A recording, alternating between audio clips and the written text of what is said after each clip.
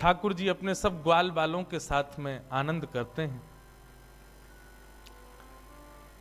सब ग्वाल बालों के साथ में ठाकुर जी नन्हे से गोपाल जी खेल रहे थे।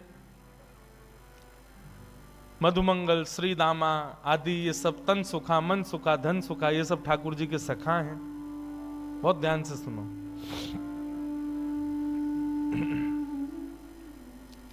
ये सब सखा हैं ठाकुर जी के। एक दिन ठाकुर जी सब ग्वाल वालों के संग खेल रहे थे।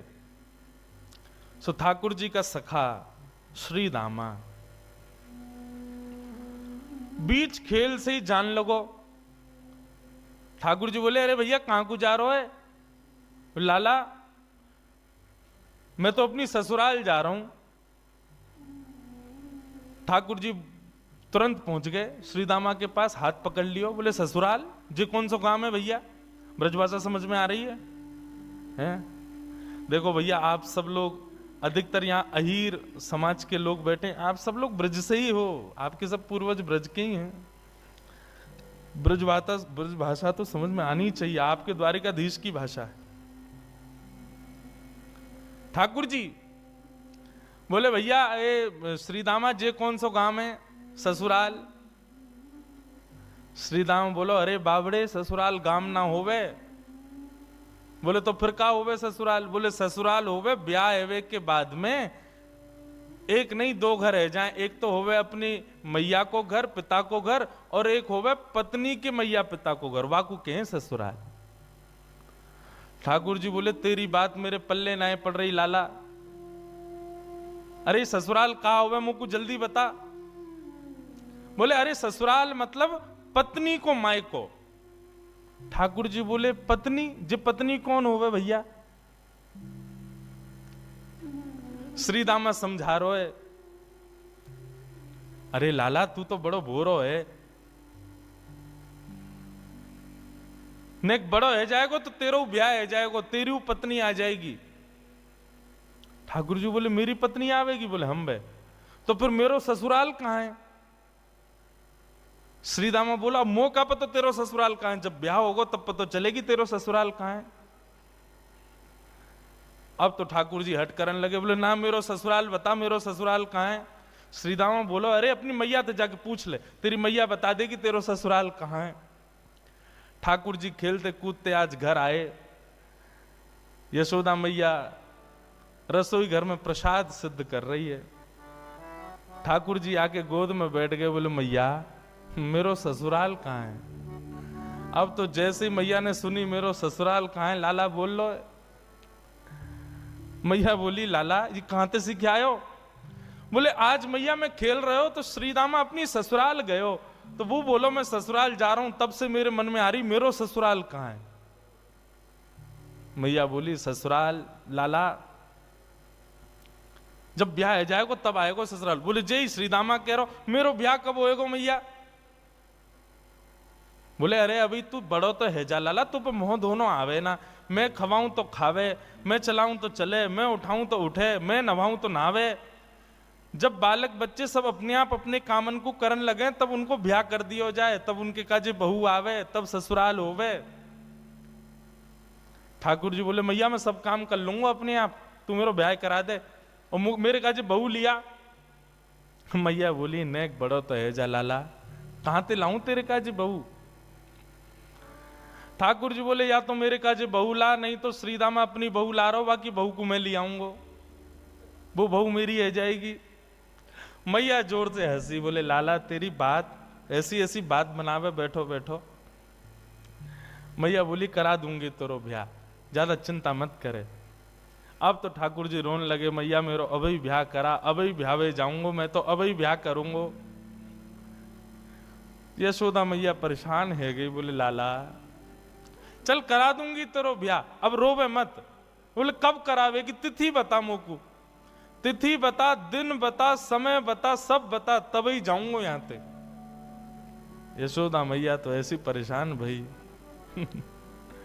ऐसे हमारे नन्हे से गोपाल जी बहू की और ससुराल की आस में बैठे। श्री दामा को ब्याह माधवी गोपी से भयो, माधवी सखी से भयो। माधवी आज श्री दामा माधवी को लेने के लिए ससुराल गए। ससुराल से जैसे ही माधवी आने लगी सो मैया ने पढ़ा दी माधवी और पढ़ा लिखा करके भेजी। बोले देख तू अपने ससुराल जा रही है, जमाई राजा लेवे आए हैं, लेकिन ध्यान रखियो, याद रखियो, ससुराल में सबको सम्मान करियो, सबको आदर करियो, सबसे प्रेम से रहियो। मैया खूब सिखा पढ़ा के भेजी अपनी बहू को। लेकिन तेरे पति को एक सखा है, वाको नाम कृष्ण है, बस वहां से सावधान रहियो। क्यों मैया, वहां से सावधान क्यों रहूं मैं? बोले अरे मैंने सुनो है वो कन्हैया जाकू अपना रूप दिखा दे, जाकू एक बार अपनी तिरछी नजर से देख ले, वाको फिर गृहस्थ आश्रम गृहस्थ जीवन बर्बाद है जाए। वो फिर वही को देखते रहे, वाके रूप में कछु जादूगर है वो जाकू देख ले, वाकू अपनो बना ले, फिर वो अपने पति को ना रहे वही को है जाए। मां की बात सुन करके माधवी घबरा गई। बोले ऐसो कैसो है कि पति छूट जाए वासे? बोले यही मारे मैं कह रही हूं तू सब कछु करियो, लेकिन तू मुझको वचन दे के जा, वाह कृष्ण को अपना मुख मत दिखाइयो। चाहे तो को जीवन भर घूंघट करके रहना पड़े, लेकिन कृष्ण को मुख मत दिखाइयो। माधवी बोली मैया मैं वचन दे के जा रही हूं, वह कृष्ण को मुख नहीं दिखाऊंगी। श्री दामा माधवी को लेकर के ब्रज जा रहा है। श्री दामा पहले ही माधवी से चर्चा करते आ रहा हो रास्ता भर। सो श्री दामा ने कही, बोली अरे सुन, ब्रज में अभी मैया मिलेगी, पिताजी मिलेंगे, सब मिलेंगे, सबके संग फिर बोलो मेरो एक सखा है कृष्ण, वाकू जब से मैंने बताई ससुराल के बारे में, ब्याह के बारे में, तब ते बड़ा उतावलो है, तो है सके वो तो से मिलवे आवे तो वाकू अपना मुख दिखाई दियो। मीराबाई ने जैसे ही कृष्ण को नाम सुनो महाराज, आदि माधवी ने जैसे ही कृष्ण को नाम सुनो, आधे रास्ता में ही घूंघट कर लियो। बोले वहां से ही तो बचवे के काजे मैया ने कही है, वहां को मुख नहीं दिखाऊंगी। बंधुओं, संसार में जिससे मुख छुपाना चाहिए हम उसको तो दिखाते हैं, और जिससे कभी नहीं छुपाना चाहिए उसी से छुपाते। संसार के विषय, भोग, विलास आदि, इन सबके आगे हम अपने आप को प्रत्यक्ष प्रस्तुत कर देते हैं, और ठाकुर जी की भक्ति, ठाकुर जी के भाव में सदैव गोपनीय रखते हैं, सदैव अपने आप को पीछे रखते हैं। ऐसा क्यों? कथा का नाम सुनकर के रसिक जन आते हैं, ठीक है, अच्छा आप लोग भी पधारे हो, पर यहीं कोई ऐसी लीला होने वाली होती जिसमें थोड़ा मनोरंजन हो तो भीड़ ज्यादा होती है। कथा ही तो है, मीराबाई के चरित्र तो सुनाएंगे, क्या करना सुन करके? नहीं, ठाकुर जी से संबंधी कोई भी बात हो उसमें तो बढ़ करके आगे आओ, बढ़ करके आगे भाग लो, उसमें चिंता मत करो। मीराबाई ने अपना मुख छुपा लियो। माधवी ने जैसे ही वृंदावन पहुंची बैलगाड़ी, सखान ने जाके ठाकुर जी को बता दी, अरे अरे लाला देख, श्रीदामा आगो, अपनी ससुराल से आगो, अपनी बहू लेके आयो है। अब तो ठाकुर जी व्याकुल है गए, बोले बहू आइए, बहू आइए, मैं भी तो देख के आऊं कैसी बहू होवे, कहां तक, कैसी ससुराल तक, कैसे आमे, कैसे कहा होवे। ठाकुर जी तो इतने उतावले हो गए महाराज, पहुंच गए बीच रास्ता में। अरे भैया श्रीदामा आ गए हो? बोले हाँ आ गए हो लाला। कहाँ है तेरी बहू, कहाँ बैठी है? बोले पीछे बैठी है। बोले अच्छा, मुख मुख दिखाई दे। बोले तू देवर है, वो तेरी भाभी है, भैया खुद ही देख ले। जैसे ही रथ रुका, माधवी भीतर से सुन रही थी कि कृष्ण आ गया है। माधवी ने घूंघट कर लियो, आसपास सौल आदि और पड़ी, वो भी ऊपर से डाल नहीं, मुख मोड़ करके बैठी है, कहीं से भी मुख दिख नहीं जाए, एक अंग भी मेरो दिख नहीं जाए, मेरो पातिव्रत धर्म नष्ट नहीं है जाए। मेरी मैया ने मुझसे कही कि जो वाकु देख ले या वाकी नेत्रन में आ जाए वो कभी जीवन भर अपने पति की ना रह पावे, वाकु मुख नहीं दिखाऊंगी। ठाकुर जी भीतर पहुंच गए, श्याम सुंदर बैठे हैं सामने, और माधवी से कह रहे हैं, अरे श्रीदामा की बहू नेक हमऊ तो दिखा तेरो मुख कैसो है। अरे नेक दिखाए दे। मेरी मैया ने तो, मैंने तो मैया से कही मैं श्रीदामा की बहू ले जाऊंगा, मैं तो तू को ले जावे बारो, लेकिन मैया ने मुझसे कही है कि वो मेरा ब्याह कराए देगी। मैं तो ब्याह कर लूंगा, मेरी वो बहू आ जाएगी, लेकिन एक बार देखूं तो सही बहू होवे कैसी है। नेक दिखाए दे। मीरा बाई तो और छुपावे, मुख नहीं दिखावे ठाकुर जी को। ठाकुर जी कभी पाम पकड़े सो इधर को है जाए, नेक ठाकुर जी बगल में हमें सो इधर को भाग जाए। खूब देर ठाकुर जी मनोहार करते रहे, लेकिन माधवी ने अपना मुख नहीं दिखाया। थोड़ी बहुत देर तो ठाकुर जी मनोहार करते रहे, जब माधवी ने मुख नहीं दिखाया सो ठाकुर जी बोले, देख तू मोसों अपनो मुख छुपाए रही है, तो है ना पतो मेरो मुख देखवे के काजे सब तरस हैं, सब तड़फ हैं। बड़े बड़े ऋषि महात्मा ज्ञानी हिमालय पे जाकर के तपस्या करें तब जाके मेरो मुख दिखे, और तेरे सामने प्रत्यक्ष बैठा हूं, हाथ जोड़ रहा हूं, पाम पर रहा हूं, तब वो अपना मुख नहीं दिखा रही है। जा तड़पेगी तू मुंह को देखवे के काजे, तरसेगी, व्याकुल रहेगी जीवन भर। माधवी ने मानो ऐसा इशारा किया कि मोह देखवे की जरूरत ना है, मोह तड़पवे की जरूरत ना है, चले जाओ यहां से। ठाकुर जी निकल के बाहर आए, बोले अरे श्रीदामा, मोह तो लगे तेरी बहू भेड़ी दिखे, बाकी आंख कमजोर, बाकी एक आंख ते काणी है। श्रीदामा बोलो नहीं तो। बोले तो नाक टेढ़ी है। बोले नहीं तो। बोले होठ कटे हुए हैं। बोले नहीं तो। बोले दिखाई ना रही, ऐसे मुंह छुपा रही है जैसे कितनी कुरूपणी है। कोई बात ना श्रीदामा, मेरी बहू आवेगी, मैं तो को नहीं दिखाऊंगा, ले जा अपनी बहू है।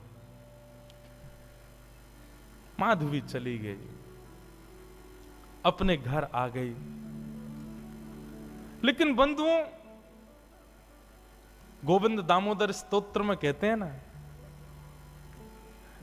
ग्रहे ग्रहे गोप वधू कदम्बा, सर्वे मिलित्वा समवाप्य योग्यम, पुण्यानि नामानि पठन्ति नित्यं, गोविंद दामोदर माधवेति। ब्रज में तो और कुछ होता ही नहीं है, हर घर में केवल कृष्ण की चर्चा चलती रहती है।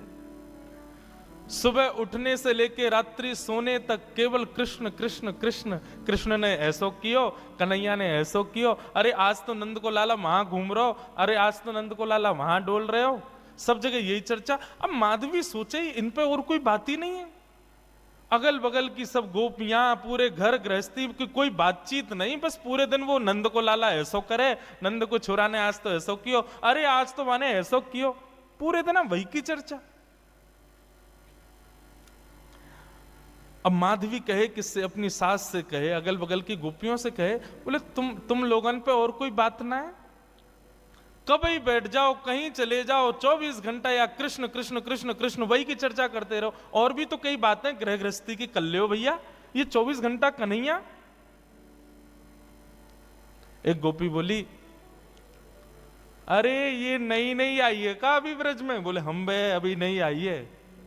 वो कितने दिन आए गए? बोले 3 दिन है गए। वो 3 दिन है गए, एरी गोपी, एरी माधवी, तेने कन्हैया देखो अभी तक, या कन्हैया की दृष्टि पड़ी तो पे? माधवी बोली, मैं नहीं दिखाऊंगी वाकू अपना मुख, मेरी मैया ने मनाई करके भेजो है कि वाकू मुख दिखावे से यही स्थिति है जाए जो तुम लोगन की, अपनी पति की चर्चा नहीं करो, वह नेक से कन्हैया की चर्चा कर रही हो, मैं तो ना दिखाऊंगी वाकू मुख। गोपियां सब बोली, यही मारे तेरे मुख से वाक्य काजे ऐसे दुर्वचन निकलने, अभी तेने वाको मुख देखो ना है, अभी तेने वाको रूप देखो ना है, यही मारे ऐसे बोल रही है। अरे जाद ना वो छवि दिख जाएगी ना, जाद ना वो मोहनी मूरत सांवनी सूरत तेरे चित्त में बस जाएगी ना माधवी, तू भी हमारी तरह वही की चर्चा करेगी। माधवी मन में सोचती भी है, ऐसा कहा है वाक्य रूप में जो और कोई चर्चा ना आवे चित्त में।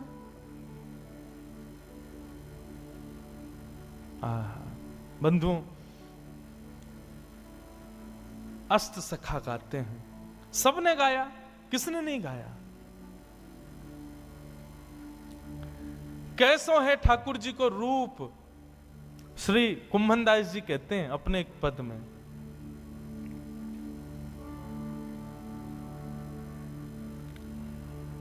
नैना पलक लागे नहीं रूप देखे। अरे माधवी, वह कन्हैया को रूप कैसो है? बोले नेत्रन से जब वो सामने दिखेगा ना, तो जैसे पलक मानो झपकनो अपने आप को भूल जाएंगी, ये पलक नीचे आनो भूल जाएंगे। आज हम संसार की कोई वस्तु देखें तो पलक ना जाने कितनी बार झपके, हमें खुद को पता ना चले। बोले श्याम सुंदर जब नेत्रन के सामने आएंगे तो पलक भी भूल जाएंगी कि हमको झपकनो है। ऐसा रूप है वाको। गोवर्धन के अंग अंग प्रति निरख नैन मन रहत नहीं। अरे वाको एक एक अंग ऐसा है कि एक अंग को देखेगी तो वर्षों तक एक ही अंग को चिंतन चलता रहेगा। ऐसा ना है कि एक बार में नेत्रन को भी देख ले, मुख को भी देख ले, कानन को भी देख ले, हाथ भी देख ले, पाँव नहीं, एक बार में एक ही अंग दिखेगा और वही कोई चिंतन चलता रहेगा। कहरी कहो कछु कहत न आवे, चुत चुरायो वे मांग दही। कहा कहूं, वाक्य रूप को वर्णन ना कर सकूं। माधवी बोली ऐसो का है वाक्य रूप में? बोले वर्णन को विषय ना है, कोई बता ही ना सके। अरे कितनों बड़ो वक्ता आ जाए, वाक्य रूप को वर्णन कोई ना कर सके। कुंभनदास प्रभु के मिलवे की, कुंभनदास प्रभु के मिलवे की, सुंदर बात सखियन सो कहे। आहा नैन पलक लागे नहीं। ऐसा रूप है वह कन्हैया को। अब तो माधवी पतो चल जाए या गली में कन्हैया है तो वह गली में ना जावे, पतो चल जाए कि यहां से अभी गुजरे तो वहां नहीं जावे, हर जगह से अपने आप को बचावे। लेकिन मैं अपनी कथा में कहा करता हूं बंधुओं, 5000 साल पुरानी बात नहीं, आज भी वृंदावन आपके भीतर पंच रसों से कृष्ण को प्रवेश कराता है। आज भी देखोगे तो श्री कृष्ण दिखेंगे वृंदावन में, कहीं नहीं तो दीवारों पे दिख जाएंगे, कहीं नहीं तो कहीं भी दिख तो जाएंगे। आंख बंद कर लोगे तो कानों से नाम के रूप में प्रवेश कर जाएंगे, कान भी बंद कर लोगे तो जीभ से जो भी पा रहे हो वो सब प्रसाद ही है, वृंदावन में सब भोग ही है, तो रूप रसना के रूप से प्रवेश कर जाएंगे। मुख से कुछ खाओगे नहीं, नेत्रों से देखोगे नहीं, आंखों कानों से सुनोगे नहीं, तो नासिका से प्रवेश कर जाएंगे। क्योंकि वृंदावन में जितनी हवा बह रही है वो भी राधा रमण, राधा वल्लभ, बांके बिहारी, मदन मोहन, राधा दामोदर सबके चरणों का स्पर्श करके बह रही है। कहां तक बचोगे? वृंदावन पहुंच गए, वृंदावन की सीमा में प्रवेश कर गए, भजन आपका तब से शुरू हो जाता है। सांस लेना भी भजन है वृंदावन में, क्योंकि हवा में भी कृष्ण तत्व है। माधवी कहां तक बचाए अपने आप को? मैया ने कही मुख मत दिखाइयो। अरे मुख तो मैं खूब छुपा रही हूं, लेकिन कानों से भी कृष्ण कृष्ण। जहां बैठ जाऊं कहीं भी ऐसी कोई जगह ही नहीं जहां कृष्ण की चर्चा नहीं होती। माधवी तो अब तो ये स्थिति हो गई कि रात में सपने में भी उसको ठाकुर जी के अनुभव होते हैं। मुख नहीं दिखता क्योंकि देखा तो कभी है नहीं, लेकिन इतना सुन लिया है कि उसको अनुभव हो गया है कि चरण ऐसे हैं, हाथ ऐसे हैं, चाल ऐसी है, मुस्काते हैं तो ऐसे, फिर उठ जाती है, मुख से पानी से मुख धोती है और फिर विचार करती है सोऊं भी तो कैसे, नींद में भी तो वही दिख रहा है, कहां तक बचूं मैं। माधवी की स्थिति 24 घंटे चिंतन में श्री कृष्ण श्री कृष्ण श्री कृष्ण। एक दिन परेशान हो गई, रात्रि में सो गई, कानों में रुई लगा ले तो भी क्या, चिंतन में तो वही चल रहा है, कहां तक बचे।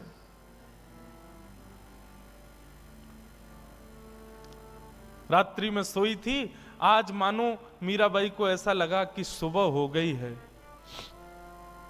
और तुरंत उठ करके हाथ मुंह धो करके माधवी ने मटका उठाया, यमुना जल भरने के लिए निकल पड़ी।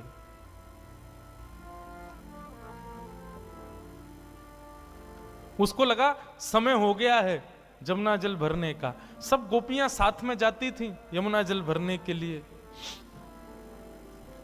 लेकिन मीरा आज माधवी समय से पहले ही उठ करके चली गई। उसको लगा कि समय हो गया है, और पहुंच गई यमुना के तट पर।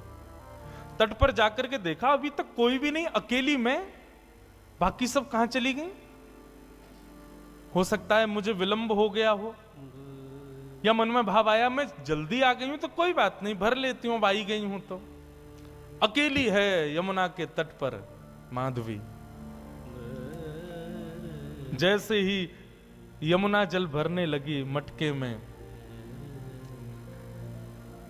रोज उठा के लेके जाती है खुद ही, लेकिन आज मटके में जल जैसे ही भरा, उठाया तो उठे ना, भार बढ़ गया है, भारी हो गया है। अब तो लगी है उसको उठाने में, कभी खूब प्रयास करती है, खींचती है, आसपास देखती है कोई आ जाए, कोई आके उठवा दे।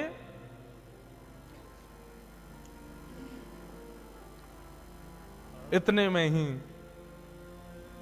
बांकी अदा से अपनी चाल चलते भये, त्रिभंग लली श्याम सुंदर, कमल कटाक्ष नेत्र हैं, सुंदर दंतावली, चंदन की सुगंधी से आच्छादित करते हुए मार्ग को पहुंच गए यमुना के तट पर।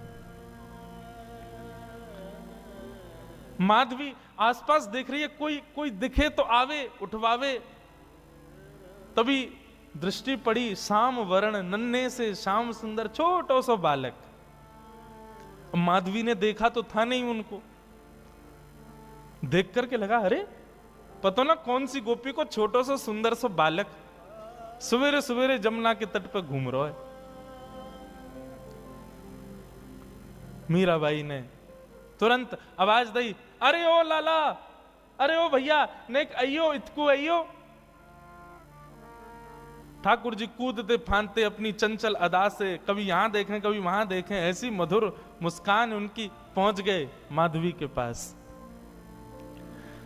एक बार को तो मानो जैसे देखती रह गई माधवी, लेकिन मन में ये एक बार भी नहीं आया कि ये वही तो नहीं है जिससे बचना चाह रही हूं। नन्नो सो बालक है, चंचल सोया को बदन है, जरूर कोई गोपी को छोरा होगो। मटकी रखी है और माधवी ने कही, अरे लाला तूने किए जल की भरी, यमुना जल की भरी मटकी ने ऊंचाई दे, मुंह पे उठना ही रही है, बहुत भारी है गई है। ठाकुर जी इशारों करके बोले हाँ मैं उठवाए दूं। अब भाई जैसे मीराबाई माधवी उठाने लगी, ठाकुर जी ने अपनी दोनों भुजान को वहां में मानो जैसे एक भाव जैसो दियो, सोई मटकी उठ गई। अब मटकी तो उठी, ठाकुर जी नेक से नेक उठा के इतनी ऊपर तक कर देते, लेकिन ज्यों ज्यों मटकी उठाई ठाकुर जी त्यों त्यों लंबे रहते चले गए और बिल्कुल मीराबाई के सन्मुख खड़े है गए। ऊंचाई करके जैसे ही मटकी शीश पे धारण कराई, शीश पे मटकी धारण करते ही माधवी ने अपने नेत्रन से सामने देखो, और जैसे ही सामने देखा, आहा, वरहा पीडम नटवर वपुः कर्णयो कर्णकारम, विभ्रदवासः कनक कपिसं वै जयंतीं चमालां, रंध्रान वेणुवधर सुधया पूरयन गोप वृंदै वृंदारण्यम, स्वपद रमणम प्राविशद गीत कीर्ति। दोनों भुजा से मटकी पकड़ रखी है, नेत्रों से सामने श्याम सुंदर को देख रही है, मुख खुला हुआ है, प्रश्वेत के बिंदु माथे से नीचे गिर रहे हैं, और अचेत अवस्था में मीराबाई उनके रूप को देख रही है, माधवी उनके रूप को देख रही है।